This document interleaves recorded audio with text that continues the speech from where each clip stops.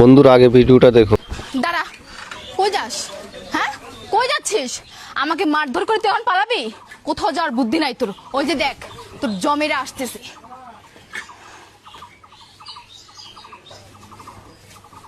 কি ব্যাপার? আব্বা আর ভাইজানের সাথে পুলিশ কেন? কি হয়েছে? পুলিশ কেন আসছে একটু পরেই বুঝতে পারবি। তোর কোথাও যাওয়া হবে না। তুই আমার গায়ে হাত তুলছিস না, আজকে তোকে আমি মুচি শিখে দিয়েই ছাড়বো। এই থাম তুই। কি পাইছিস তুই? কি পাইছস? খুব সাহস হয়ে গেছে তোর না? খুব বার বেড়ে গেছে তোর। আজকে তোর অবস্থা খারাপ আছে। স্যার, এটারে উঠান। এটা নিয়ে চল আমার সাথে। এই কি হয়েছে বলতো? কি আর হবে ভাইয়া, আমি তো তোমাদের সবকিছুই জানাইছি ফোনে। ভাইয়া তুমি জানো, ও আমাকে দিনের পর দিন কত অত্যাচার করে। আমার অবস্থা দেখো, আমি কি এই পরিবেশে থাকার মানুষ? দেখছো আমার অবস্থা কি? এই দেখো একটা শাড়ি কতদিন ধরে পরে আছি, ওর কাছে আমি কোনো চাহিদাই পূরণ করতে পারি না। আমি যার বউ, ওর সাথে গায়ে লাগে না। ও আমারও কোনো কথাই শোনে না, বরং আমার গায়ের হাত তোলে, যখন তখন বাজে ব্যবহার করে। ভাইয়া আমি আর ওর সংসার করবো না ভাইয়া, ও সংসার করবো না। এই থাম। আব্বা, তুমি কি এখনো চুপচাপ দাঁড়া দাঁড়া শুনবে সবকিছু? আমার কিন্তু মেজাজ গরম হয়ে যাচ্ছে। আমি কিন্তু আর নিতে পারতেছি না। তুমি কিছু বলবা? আরে তুই চুপ থাক, আমাকে শুনতে দে। কি হয়েছে জামাই বাবাজি? কি ব্যাপার তোমাদের মধ্যে মাঝে মাঝে এরকম গন্ডগোল হয় কেন? কি হয়েছে আমাকে খোলামেলা বলো তো। কি আর বলবো বাবা, সবই তো আপনারাই বললেন। বাবা আপনারা তো জানেন আমি গরিব মানুষ, ভ্যান চালিয়ে খাই। ভ্যান চালিয়ে কতটুকু একটা সংসারের অভাব মেটানো যায় বলেন? এর মধ্যে আপনার মেয়ের এক এক দিন এক একটার বায়না। এই দেখেন, গত রোজার ঈদে আপনার মেয়ে বায়না ধরেছে তাকে মার্কেট করে দিতে হবে, ঘরের ফার্নিচার দিতে হবে, সাথে তাকে একটা টিভিও দিতে হবে, নাহলে সে আমার সংসার করবে না। এত কিছু ত্যাগ স্বীকার করেও আমি তাকে একটা লোন তুলে দিলাম 50,000 টাকার। সেই 50,000 টাকার লোন তুলে সে টিভি কিনলো, ঘরে টুকটাক ফার্নিচার কিনলো, ঈদের মার্কেটও করলো।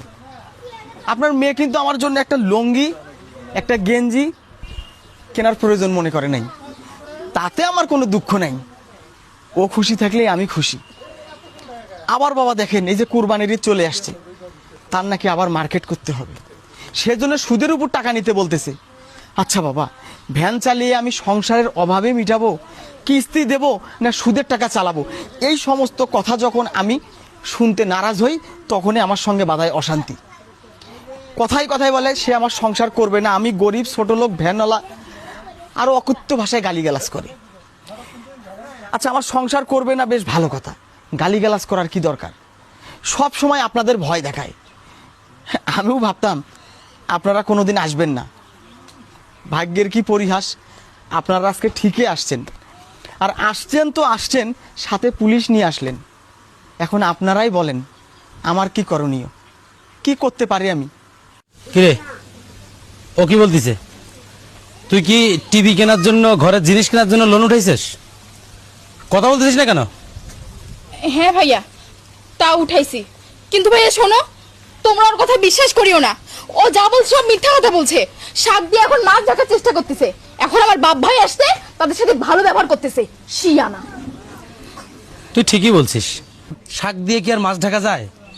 বল, যায়? মাছ ঢাকা যায়? শাক দিয়ে মাছ ঢাকা যায় না। বাবা, কি বুঝলে তুমি? তোমাকে বলেছিলাম না যে তোমার মেয়েটার ব্যাপারে আরো একটু ভালো করে জানো? তুমি তো আমার কোনো কথা শোনো নাই। তুমি বলছিলা কি যে তোমার মেয়ের প্রতি তোমার অনেক বিশ্বাস আছে, অনেক ভরসা আছে, তাই না বাবা? আচ্ছা রিপন, তুমি ভ্যান চালাও কেন? অন্য কিছু করতে পারো না?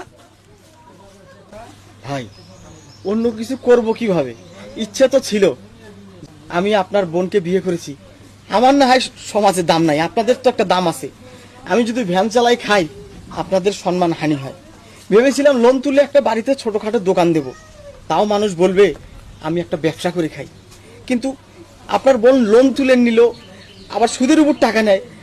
আমি কিস্তি শোধ করব, সুদের টাকা দেব, না দোকান সাজাবো, দোকানের মাল করব? যার কারণে এই ভ্যান ছাড়া আমার অন্য কিছু করার কোনো পথ নাই ভাই। বুঝতে পারছি বাবা, আমার একটা সিদ্ধান্ত আছে। যদি তুমি বলো তাহলে আমি সিদ্ধান্তটা দেব। বলো, নিঃসন্দেহে তুই বলতে পারো। শোনো তুই হয়তো মনে করছিস যে আমরা তুই ডাকা মুহূর্তে আসছি মানে তুই যা চাচ্ছিস আমরা তাই করব। না, এমনটা নয় স্যার। আপনাকে বলছিলাম না যে একজনকে তুলতে হবে, একজনকে নিয়ে যাবেন, সেটা আর কাউকে না, আমার বোনকেই আপনি নিয়ে যাবেন। মানে মানে তুই দিনের পর দিন প্রতিটা মুহূর্তেই নীরবে নিবৃতে এই ছেলেটার জীবনটাকে তুই নষ্ট করতেছিস, এই ছেলেটার জীবনটাকে তুই বিষয় তুলতেছিস, এই ছেলেটার বেঁচে থাকার অধিকারটুকু তুই কেড়ে নিচ্ছিস। তার মানে তুই হচ্ছিস অ্যাটেম্প টু মার্ডারের কেসের আসামি হওয়ার মতো অপরাধী। বুঝলাম না, তুমি কি আমার বিচার করার জন্য আসছো নাকি ওর বিচার করার জন্য আসছো? চুপ, একটা চর মেরে তোর 32টা দাঁত ফেলে দেবো, বেয়াদব মেয়ে কোথাকার। এই, ও ভ্যান চালায় বলে কি ওর মান সম্মান নাই? ও আজকে গরিব বলে কি ওর মান সম্মান নাই? ওর কাছে টাকা নাই বলে কি ওর মান সম্মান নাই? আছে। ও যদি আমাদের মান সম্মানের চিন্তা করে তোকে কিছু না বলে চুপচাপ থাকতে পারে, তুই তো আমাদেরই রক্ত, তুই আমার বোন, আমার বাবার সন্তান, তো কই তুই তো বাবার সম্মানটা নষ্ট করলি, আমাকে অপমান করতেছিস কেন? কেন করিস এগুলা? এই, কিসের অভাব তোর সংসারে? আজকে তুই যদি তোর স্বামীর বিপক্ষে থাকিস, তুই যদি তোর স্বামীকে কোনো ধরনের সহযোগিতা না করিস, তাহলে ওই লোকটা তো সারা জীবন এইভাবেই জীবনটা পার করে দিবে। তার বড় হওয়ার কোনো সম্ভাবনা আছে? নিজেকে পরিবর্তন করার কোনো সুযোগ আছে? নাই। তোর মতো বাংলাদেশে হাজারো মেয়েরা আছে যারা বাপের বাড়ির কান ভাঙায়, ভাইয়ের কান ভাঙায়, বাপের কান ভাঙায়, ভাঙায় নিজের সাজানো গোছানো সংসারটার মধ্যে ঝামেলা এনে সংসারটা তছনছ করে দেয়। কেন করিস তোরা এমন? কেন করিস? এই জন্যই আমি বলি, আমার সিদ্ধান্ত হচ্ছে তোকে আমি পুলিশে দেব, তোকে আমি থানায় দেব। কত দেমাগ হয়েছে তোর, কত বিলাসিতা করার শখ হয়েছে, ওখানে গিয়ে করবি। রিপন, তোমাকে আমি দুটো কথা বলি, শোনো। তুমি একটু আগে বললে না যে আমাদের মান সম্মানের দিকে তাকে তুমি ভ্যান চালানো ছেড়ে দিয়ে একটা মুদি দোকান দিবে সেই প্ল্যান করতেছ। আমাদের মান সম্মান কিন্তু তুমি রাখো নাই, আমাদের মান সম্মানের মধ্যেও তুমি পানি ঢেলে দিছো। আমার বোনকে তোমার কাছে দিছি কেন? দেশের নিয়ম অনুসারে, শরীয়তের নিয়ম অনুসারে তোমাকে তো আমরা বোনকে দিছি। তার মানে যেদিন তোমার হাতে আমার বোনকে উঠাই দিছি সেদিন থেকেই তোমার সমস্ত দায়িত্ব বুঝাই দেওয়া হয়েছে। বউ সোজা করতে পারো না কেন? কেন পারো না বউ সোজা করতে? অভাব তো ইচ্ছে করে আসে না, অভাব আমরা ডেকে নিয়ে আসি। যে সংসারে স্বামী স্ত্রীর মিল থাকে না, যে সংসারে স্ত্রীর প্রতি স্বামীর বিশ্বাস থাকে না, স্বামীর প্রতি স্ত্রীর বিশ্বাস থাকে না, সেই সংসারে 1000 টাকা ইনকাম করলেও তো রহমত পাবে না, তুমি একদম ঠিক। কোনো ধরনের উন্নতি করতে পারবে না। দারুণ বউর কথা। এত বড় সাহস হয় কিভাবে যে কিস্তির টাকা নিয়ে টিভি কেনার? বউর এত বড় সাহস হয় কিভাবে কিস্তির টাকা নিয়ে মার্কেট করার? আবার কথায় কথায় তোমাকে বলে তোমার সংসার করবে না, তালাক দিয়ে দাও, দিয়ে দাও তালাক। ভাইয়া দেখি কোথায় যায়। আজকে তুমি ওকে তালাক দিবা, কালকে দেখবো ও যায় কোথায়। আমার বাড়ি যাবে, আমি লাথি মেরে বের করে দেব। কারণ ওর দায়িত্ব আমার কাছে নয়, দায়িত্ব তোমার কাছে, দায়িত্ব বাবার কাছে। মেয়েরা বড় হবে, তাদেরকে বিয়ে দিয়ে দিবে, বাবার দায়িত্ব শেষ, পুরো দায়িত্ব স্বামীর। এবার তুমি তোমারটা বুঝবে, বউ রাখবে নাকি তালাক দিবে নাকি কি করবে সেটা তোমার ব্যাপার। বাবা, বলো। আমার এই কথার মধ্যে তোমার কোনো কথা আছে? আমার কোনো কথা নেই। এখন তুমি কি এখানে দাঁড়ায় থাকবে নাকি আমার সঙ্গে চলে যাবে? অবশ্যই তোর সঙ্গে চলে যাব। চলো। আর ওকেও দুটো কথা বলে যাচ্ছি আমি। শোন, একটা মেয়ে বিবাহের পর লাল শাড়ি পরে স্বামীর বাড়িতে আসে, আর সাদা কাপড় পরে স্বামীর বাড়ি থেকে কবরস্থান পর্যন্ত চলে যায়। তুই ভালো হয়ে যা, এখনো সময় আছে। মিলন, চলো। দাঁড়াও বাবা, তুই কি ভাবছিস আমি সত্যি সত্যি তো তোর কাছে পুলিশ নিয়ে আসছি? তুই যখন বাবাকে ফোন করে বললি যে বাবা পুলিশ নিয়ে আসবে, আজকে এই ছোট লোকটাকে আমি ধরাই দেবো, আমি ওর সংসার করবো না, আমার প্রতি প্রচুর নির্যাতন করে, আমি ওকে মামলা দেব, তখনই আমার কথাগুলো কেমন গোলমাল মনে হয়েছে। যার কারণে এটা হচ্ছে আমারই বন্ধু লেলিন, ওর এই পুলিশের পোশাক পরিয়ে তোর কাছে আমি নিয়ে আসছি, দেখি তোর মনোভাবটা কি হয়। লেলিন, তোকে কি বলছিলাম? আসলে মিলন, তোর কাছে আমার শিক্ষা নেওয়া দরকার ছিল। এই শিক্ষাটা আসলে প্রত্যেকটা বাসায়, প্রত্যেকটা ঘরে ঘরে দেওয়া দরকার, যে আসলে যার ঘরে এইরকম বাপ ভাই আছে তাদের সংসারটা কত উজ্জ্বল, কত ভালো। আমি হয়তো তোর সঙ্গে না আসলে বুঝতে পারতাম না। বোন, তোমার যেমন মিলন ভাই, আমিও তেমন ভাই। তোমাকে একটা কথা বলি, এইরকম স্বামী যারা আছে তার সুখের সংসার অনেক সুন্দর। তুমি তাকে মানিয়ে নিয়ে খুব সুন্দর করে খাও। আমার এর থেকে আর পরামর্শ বেশি কিছু পাবা না। মিলন, তাহলে আমি আর দেরি না করি রে। দাঁড়া, শোন বোন, তোর বয়স কম, তুই ভুল করতে পারিস, কিন্তু এমন কোনো ভুল করা যাবে না যেই ভুলে নিজের ক্ষতি হয়। যেই ভুলে একটা সাজানো গোছানো সংসার নষ্ট হয়ে যায়। তুই জানিস সংসার ভাঙা কিন্তু খুবই সহজ কাজ, কিন্তু সংসার ভাঙার পরে একটা মেয়ের বেঁচে থাকা কতটা যে কষ্টদায়ক, কতটা যে যন্ত্রণাদায়ক, এটা হয়তো তুই এখনো বুঝিস নাই। আজকে আমি তোর ভাই, সব দিক দিয়ে ঠিক আছি, তুই আমার বড়াই করতে পারিস। আজকে বাবা সব দিক দিয়ে ঠিক আছে, তুই তার অহংকার করতে পারিস।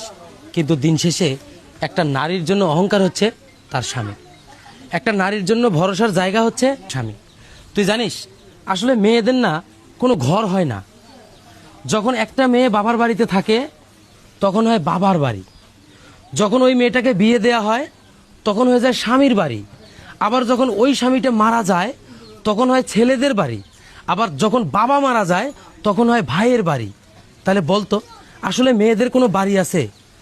মেয়েদের কোনো ঠিকানা আছে? ঠিকানা নাই। তাহলে মেয়েদেরকে একটা ঠিকানাকে আঁকড়ে ধরে বাঁচতে হয়। কেন বুঝিস না বোন? এত সুন্দর একটা ছেলে, ওকে তো আমরা দেখে শুনেই তোর কাছে বিয়ে দিছি। আমরা জানি ওর অর্থ নাই, ওর চাকরি নাই, ওর শিক্ষিত অত বেশি না, কিন্তু ও একটা মানুষ, ওর ভিতরে মনুষ্যত্ব আছে। তোর কাছে আমি অনুরোধ করি বোন, সংসারটাকে নষ্ট করিস না। আমি বড় ভাই হিসেবে তোকে অনুরোধ করতেছি, একটাবার সংসারটা নিজের মতো করে ভেবে দেখ, অনেক সুন্দর সোনায় সোহাগা হবে তোর। রিপন ভাই, আমার এই বোনটাকে আজ থেকে 4 বছর আগে আমি তোমার হাতে উঠাই দিয়েছিলাম। আমি ভেবেছিলাম আমার এই দেমাগি বোনটা হয়তো আমাদের ছাড়া তোমার কাছে থাকলে ভালো হবে, কিন্তু দিন দিন ও অনেকটাই খারাপের দিকে যাচ্ছিল। তোমার কাছে আমি আবারও উঠাই দিচ্ছি, বাবার হয়ে তুমি আমার বোনটাকে একটু মানুষ করো। এর বেশি আর কিছু বলার নাই ভাই তোমার। তুই কি এখানে দাঁড়িয়ে দাঁড়িয়ে কথা বলবি? তোর সিদ্ধান্ত হচ্ছে সবচেয়ে বড় সিদ্ধান্ত। চল এখান থেকে। অথই, তুইও কথাটা জেনে রাখ, তুই যেদিন ভালোভাবে থাকতে পারবি সেদিন আমাকে পিতা হিসেবে পরিচয় দিবি, আর যদি ভালো না হতে পারিস আমাকে কখনো পিতা হিসেবে পরিচয় দিবি না। মিলন, চল। দেখো অথই, আমি কিন্তু সত্যি সত্যি ভয় পেয়ে গিয়েছিলাম যে তোমার বাপ ভাই আমাকে পুলিশ দিয়ে ধরে নিয়ে যাবে। কিন্তু দেখো ভাইয়া যা করলো এটা তোমার আমার ভালোর জন্যই করলো। তুমি জানো আমার সংসারের অভাব, কিন্তু এই অভাব চিরদিন থাকবে না। তুমি যদি আমার পাশে থাকো আমি একদিন বিশ্ব জয় করে তোমাকে দেখাবো, কিন্তু তুমি যদি আমার পাশে না থাকো তাহলে আমি সব সময় অগোছালো থাকবো। ওগো, আমার ভুল হয়ে গেছে। আমি তোমাকে কথা দিচ্ছি, আজকের পর থেকে তুমি আমাকে যেভাবে চালাবা আমি সেভাবেই চলবো, তোমার কথার অবাধ্য হব না। আচ্ছা ঠিক আছে, তুমি যাও, তাড়াতাড়ি ভাড়া মারতে হবে, নাহলে আবার কিস্তির টাকা তোলা মুশকিল হয়ে যাবে। যাও। এত সুন্দর একটি শিক্ষণীয় ভিডিও, মেয়ের বাবা বা মেয়ের ভাই এত সুন্দর একটা বিচার করলো, পুরো দোষটা স্বামীর কাঁধে দিল না, পুরো দোষটাই দিলেন মেয়ের উপর। কারণ তারা জানেন তাদের মেয়েরও কিছু দোষ আছে, তাই পুরো দোষটা জামাইয়ের কাছে দেয় নাই, কিছু দোষটা মেয়ের কাছেও রাখছে। অনেক ফ্যামিলি আছে মেয়ে যা বলে মেয়ের কথা শুনে জামাইয়ের বাড়িতে চলে আসে জামাইকে উল্টাপাল্টা কথা বলার জন্য, জামাইকে অপমান করতে, হ্যাঁ অনেক ছোট বড় কথা বলতে।